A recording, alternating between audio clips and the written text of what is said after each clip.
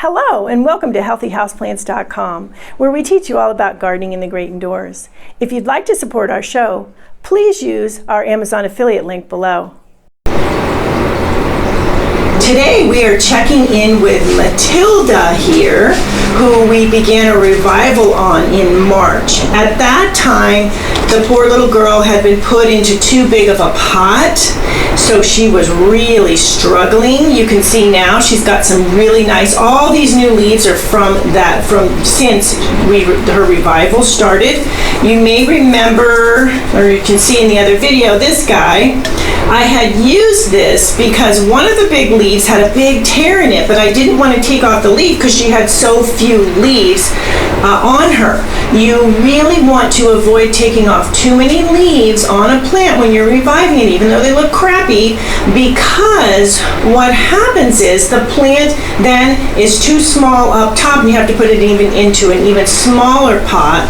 So if you watch my other videos, you know I talk a lot about always having 2/3 plant to 1/3 pot ratio. The same with the root mass too, 2/3 root mass to 1/3 pot soil in the pot itself. So I had to live with this particular, that leaf. So what I did is I made this little thing to prop the leaf up so it didn't look so bad, but I was really happy the other day when I was able to cut that leaf off because she had grown other leaves to replace that leaf. The leaf was right here before, and she will continue to fill in. So I'm really happy with her progress. Like I said, she has doubled in size since March. It is now the beginning of September, so we're talking a few months to get her to revive, but she's looking really pretty. Fiddleleaf figs are gorgeous plants, so it's definitely worth working on reviving them. She is, her pot is a perfect size right now, so I'm not going to be trying to repot her or anything.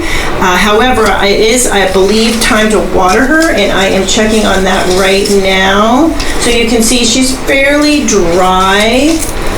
She is in the, looks like the 2-ish range, so, and then 3. So it depends. You want to put the moisture meter, I have a video on how to use those, around and about, but she's been registering around 4 or 5. So it is time to give her a watering. I'm also going to give her some fertilizer right now because she has not been fertilized essentially since she was repotted with new potting soil and with my green gourmet houseplant food, which I will put a link for below. So I am going to go ahead and give her some fertilizer today, and what I do with that is I make holes with a wooden dowel. All my fertilizers come with this as well. You make a hole and you pour the fertilizer into the hole according to how much fertilizer per square inch and foot that you're supposed to. And then when you work it in like that, it gets to the root zone. You really want the fertilizer at the root zone because the fertilizer needs to work. It works on the roots. A lot of the directions on bags will say just sprinkle it on top and work it in a little bit with your fingers, and that really doesn't do a whole bunch. It takes a long time for the fertilizer to make its way down into the soil from watering and watering and watering. Sometimes it overflows over the top of the pot and never gets to where it needs to go. So in this size pot, every 2-3 inches, I'm going to put some fertilizer into Matilda's soil here. So it goes nicely into the little hole there, and you can wiggle the dowel around too, and then you use it to cover up the space. I also have some vermicastings, worm compost here as well, so I'm going to put some of that into her. So this is going to give her a really nice boost at this point. When you're working on a revival or even just a repotting, after you do that, you want to wait for some good new growth that shows that the plant is established like this before you start fertilizing. Keep in mind, fertilizer is not what makes plants grow. What makes plants grow is photosynthesizing with their leaves from light. That's what makes plants grow. Light makes plants grow. So if you have an ailing plant and you're giving it tons and tons of fertilizers because you think, okay, this is going to make it grow, actually it does the opposite. It can burn the plant roots, it can give the plant too much, it can shock the plant. So you want to be careful about not over-fertilizing during a revival and waiting until the plant, like I said, is looking good, growing nice and strong. So I'm going to do one more. So in this size pot I would do about 3 or 4, so maybe I'll do 2. I'm going to do 2 more holes here with a little bit of potting soil. Now, the deeper the plant pot, the deeper you want to put the dowel and get the fertilizer to the root zone. So down with this one, I'm going down about 2 to 3 inches. You can also vary that too. So you can do 2 inches, 3 inches, 4 inches, and that'll get it to the various areas of the root zone. Now I'm also thinking I was going to put I think I'm going to put a few also of the worm castings. Another great amendment for plants, fertilizer. I love it. Have videos on it.